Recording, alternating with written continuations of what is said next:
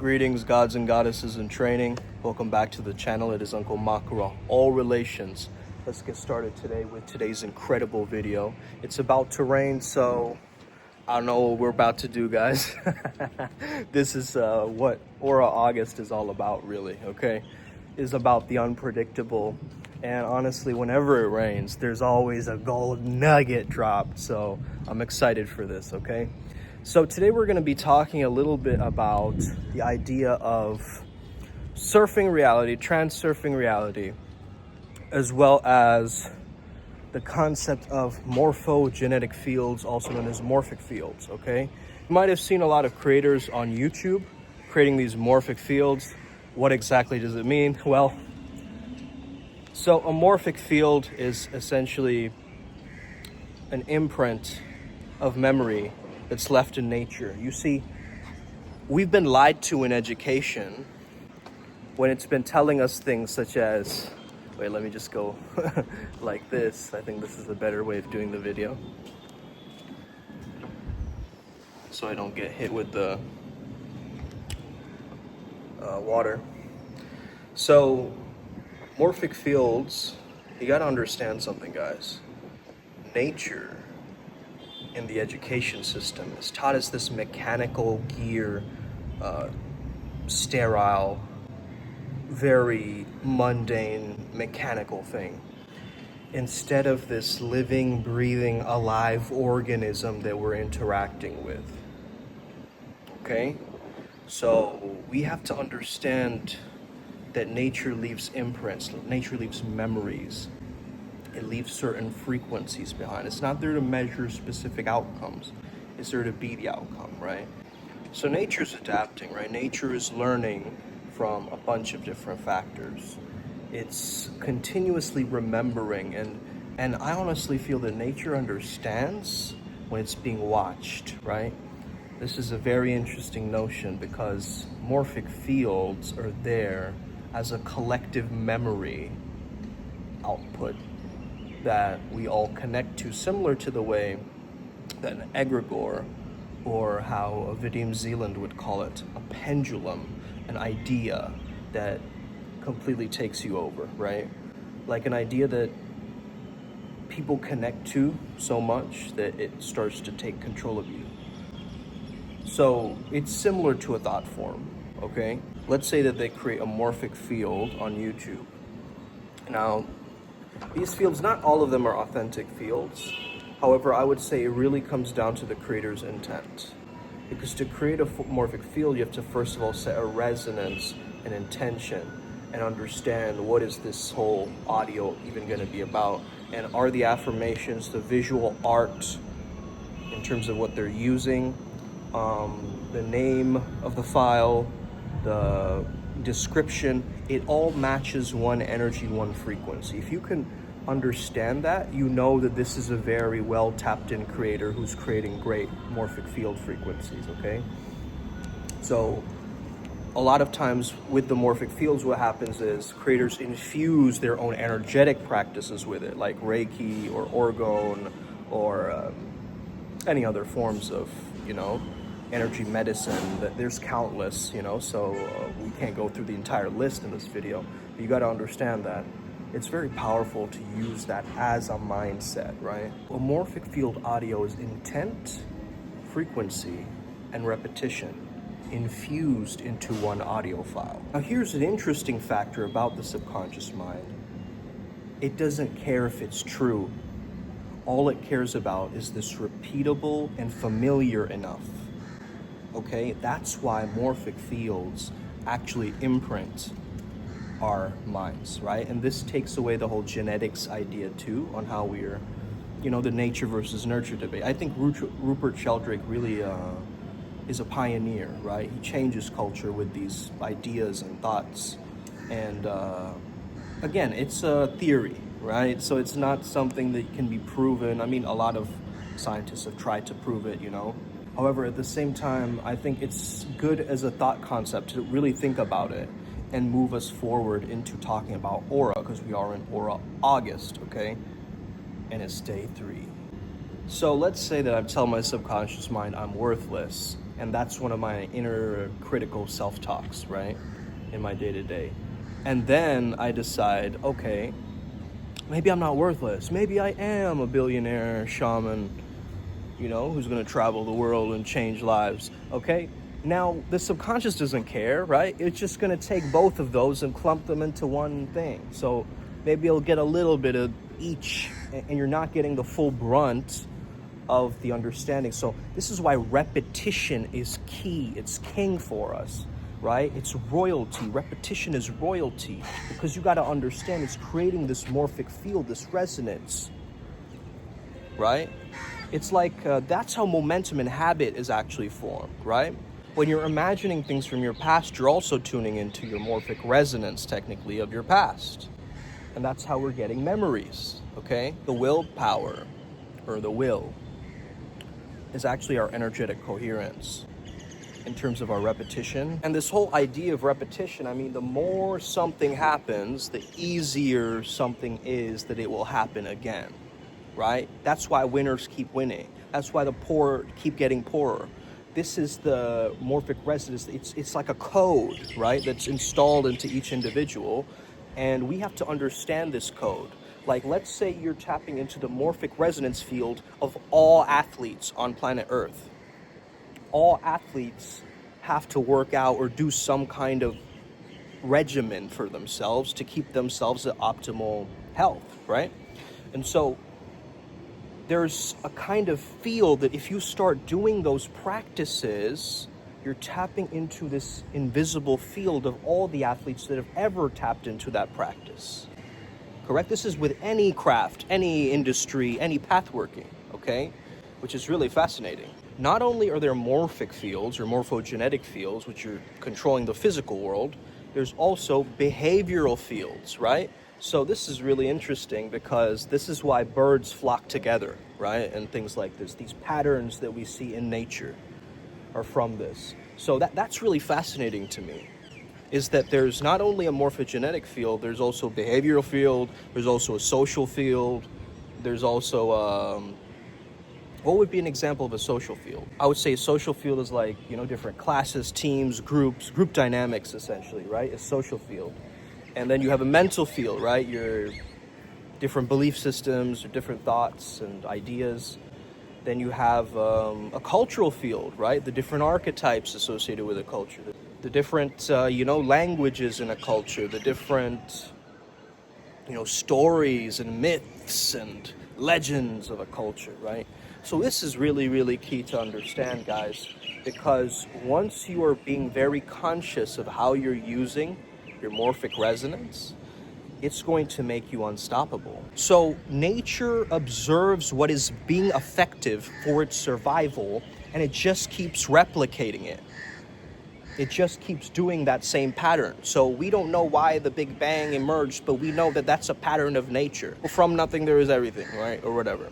Which is a bit bizarre of a theory to actually, put your foot down on. But you guys get the understanding of that, right? And why scientists like to believe in these concepts and ideas and frameworks. Now, since Primal Sutra is a very healing path working, we also understand this is why trauma needs a very convincing, disruptive end, a conscious stop to the chain of events, right? This is why you got to become like a generational curse breaker, right? In a certain way, because this explains a lot of things, right? Why shame is inherited down from family to family. This is also why confidence is so contagious. Have you ever been around someone who's super confident and you just become confident by proxy?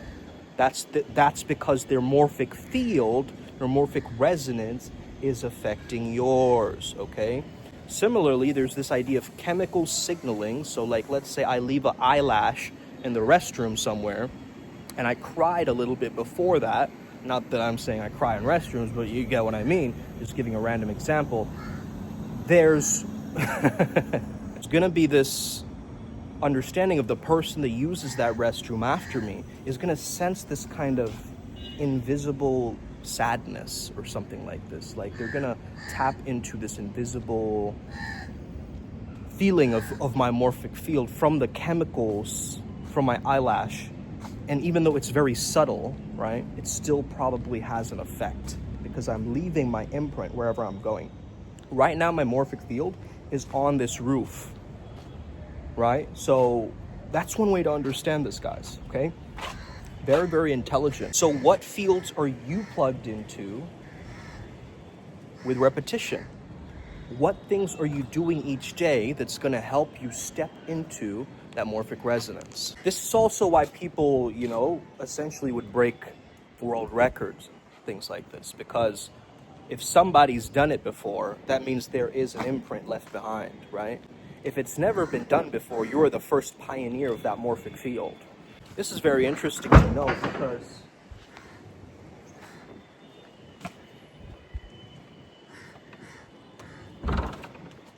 so this means that the more that something is done or believed that it's done impacts the morphic field surrounding it, okay?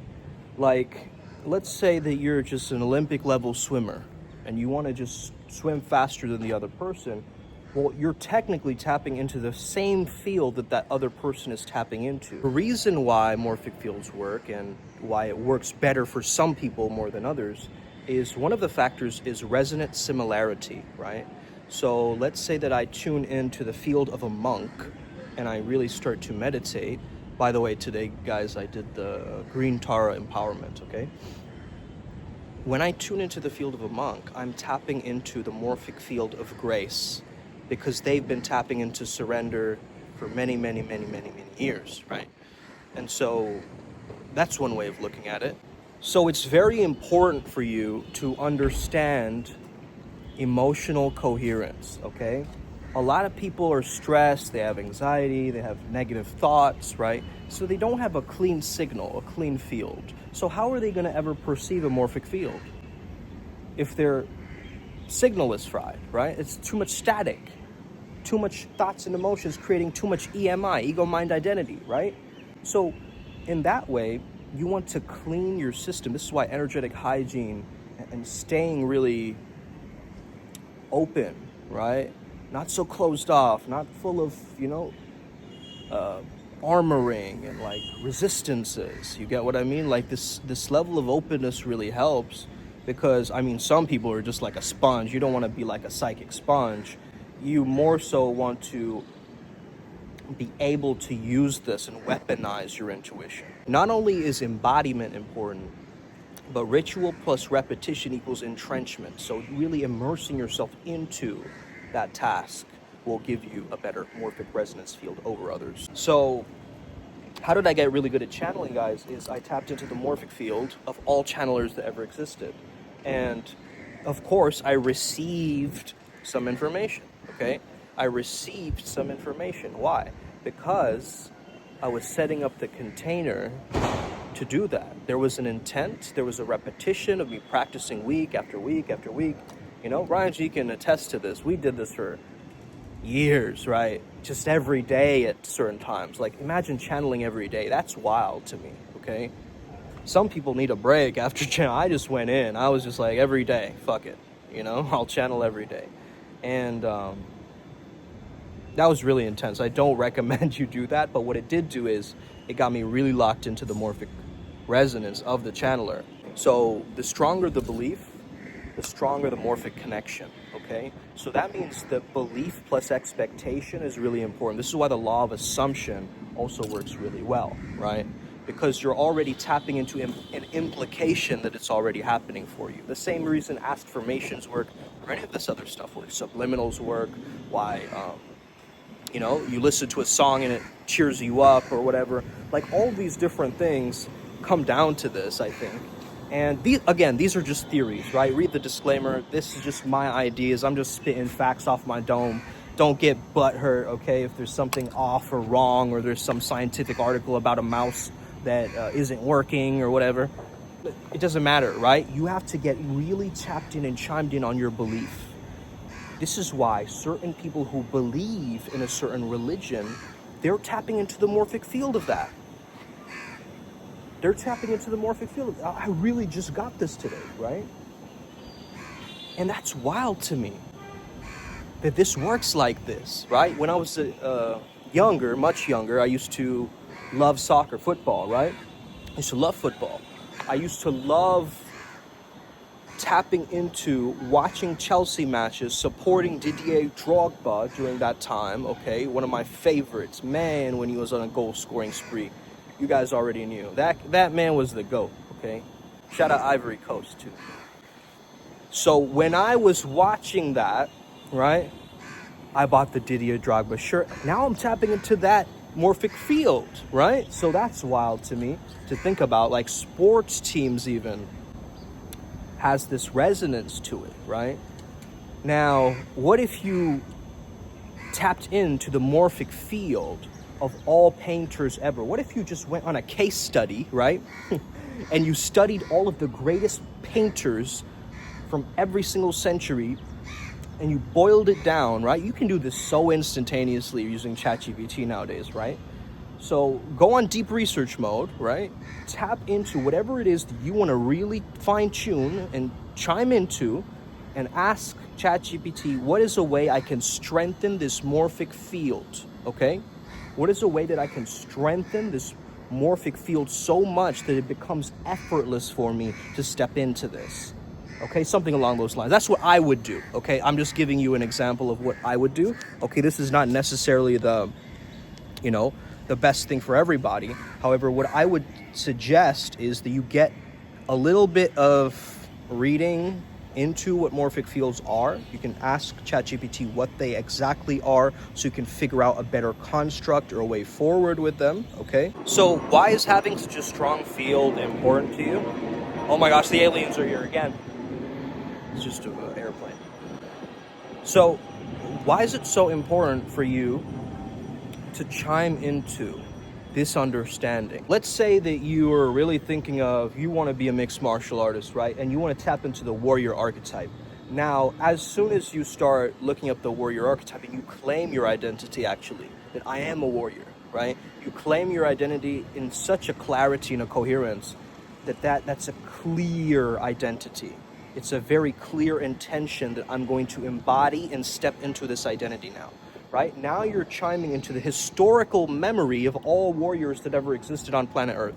So think about this. This can actually be quite dangerous because you might kill somebody, right? That's the thing. But I think being in a clean field, you won't take in any distortions that your own system cannot handle. Okay? So this is something that at least the spirit guides that I work with have told me that this is why it's so important to stay clean. Right? Energetically clean, I mean. Because as we're listening to this aura sound daily nowadays for Aura August, I feel just more energetically clean. Like I can allow my nervous system to do really what it needs to do for my optimal growth. Right? So when you think of your goals like this, it's going to really help you and shape everything for you. Okay? You have to have this win-win-win mentality, right? A win for you, a win for them, and a win for the universe or God or this simulation at large, okay? You have to play in this dynamic. What about reality shifting? Well, you have to understand to shift into the timeline where reality most remembers you, okay? Now, this is possible only because there are infinite parallel lifelines, timelines available to us. This is what reality transurfing believes in, right? So when you actually get this, that infinity is not just an idea or a concept, it's an actual thing, right? That means that I can have access to a number of my lifetimes simultaneously. It really comes down to my choice point, right? Me deciding that this is what I'm going to do. So this is why belief, intent, conviction, all of this kind of stuff, man, is so important in shifting the field around you. But the issue being that a lot of people have barricades or blockages. This is what I help people overcome, really, is these barricades and blockages are in the way of you thriving. And sometimes you can't see these patterns because they're invisible, they're energetic. But through muscle testing, through many different ways, hey, it's the new age, guys. There's so many different ways to do something, right? And it depends on who you're asking, too. Like if I ask an old man, UCLA scholar, about some topic, he's going to give me a very different answer to a person who's just been to a morgue and then is, silently, quoting scripture with his kids. Like, that's two different mentalities, but maybe they're linked through the same morphic resonance. You get what I mean? Now, I also think about the activities and habits that we do, right? Let's say you're watching a TV show. You're tapping into the morphic field of all of the people that have watched that show. So now there's more of a likelihood for you to join some kind of weird fan club around that show. You see, like, this is really wild to me, how this overlaps, this concept, right, of morphic fields, it overlaps into everything, right? Everything. So how do you know that an audio engineer on YouTube is being very wise about this? Well, the energy is going to feel coherent. That's the thing. Coherence is the name of the game, because ultimately, whoa, there's just a thunder strike. I mean, like, hey, let's get it. Upward Spiral gang, Vajra gang, you already know what it is. Yeah, that's right, we representing. The Primal Sutra Nexus is representing. Shout out to all of the lightning gods that we work with. Shout out Guru Vajra, King Vajra. Let's get it, okay? Yeah. I get excited by lightning, man. But again, I'm tapping into the morphic field of all the people who are excited by lightning and that visual, right? Now, some people in that particular group, right, might be taken away by a different concept. Let's say that they believe that they're like Luciferian, right? And they believe that lightning is like Lucifer falling down from the sky down to earth. Therefore, he is also known as lightning. And then, then you're tapping into that, and that's like going to be counterproductive for your some kind of a mission that you have, right? It just brings you into a delusion or whatever. But rather, I would most connect to the lightning underwater Babaji version of lightning. Now, that I can work with, that I can understand, right? Imagine lightning underwater. What kind of a SpongeBob paradox is this, right? I'm talking about like SpongeBob, the TV show, right? Where they have campfires underwater. Like, bro, how is that? That's cartoon logic, right? So that's the thing. Sometimes you got to use your cartoon logic to just fuck shit up. You know what I mean? Because you want to understand how this fits into my worldview, into my reality. And understand, this is why it's so important for you not to feed negativity, not to feed your negative, sad thoughts, because that's all that's going to loop. And you guys keep wondering, why is this happening to me over and over again? Why is it? Because you can't stop. Right? Because you can't stop. It's a field. It's an energy. So the moment you go off of that trajectory, off of that energy, and you start to feed something greater, right? You start to feed a different form of an action that takes you over and starts to really impact you. Think about it like this, okay, guys? So I hope you enjoyed this video. Have an incredible rest of your day, guys. May the flow be with you. Stay legendary. You got this. We got this. Boom. Let's get it today.